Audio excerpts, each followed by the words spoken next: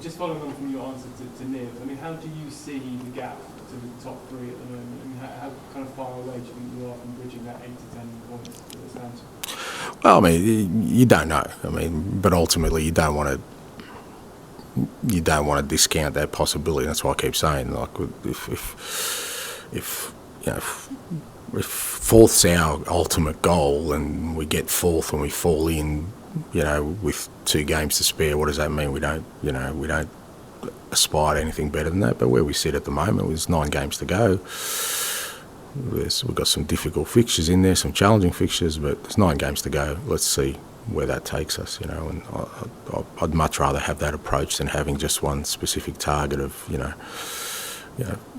Look, it would probably make my life easier if I just said, you know what, if we make Champions League, it's great, because then everyone thinks I've done a great job. But from my perspective, I keep saying it, is that, you know, I look at teams who made the Champions League this year from last year, and that wasn't a catalyst for them kicking on.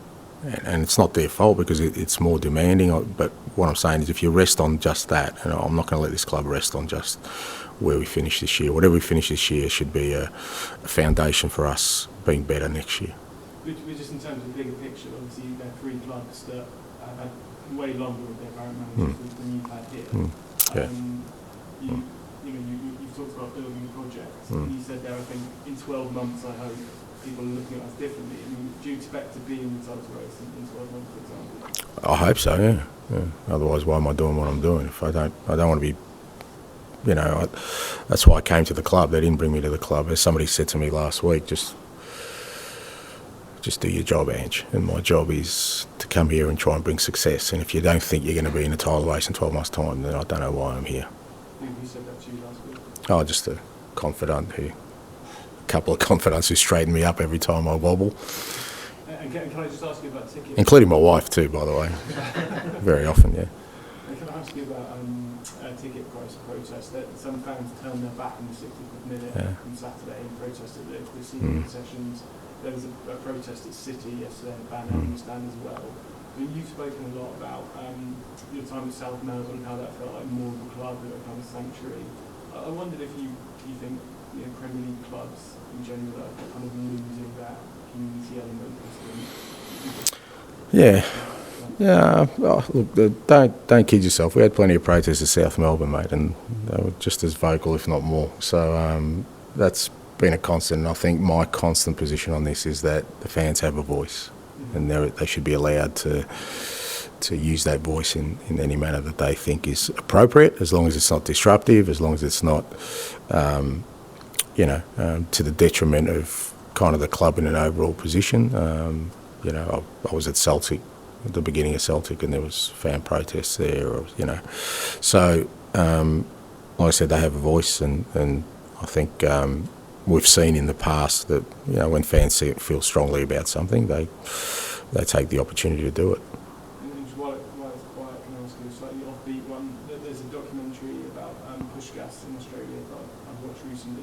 Okay. Tony Wilson, Australian journalist. You were clear in it. You talked in here about how calm you're on the touchline and kind of what comes across is pushgas seemingly not really caring when you overload it back or make mistakes or concede goals. I mean, how much of an impression did he make on you? How much that influenced you where you are today?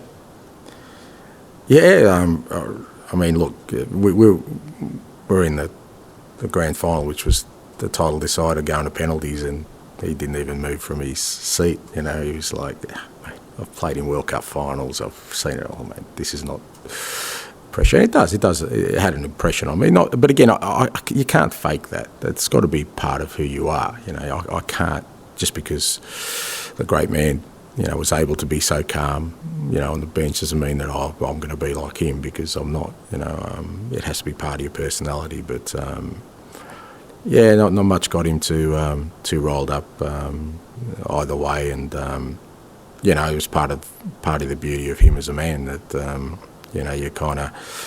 he really boiled down things to pretty simple notion that, you know, boys, it's a game of football. That's all it is, and you're either going to win, you're going to lose, or you're going to draw. That's the reality of it. Don't make too much of it. Just enjoy it.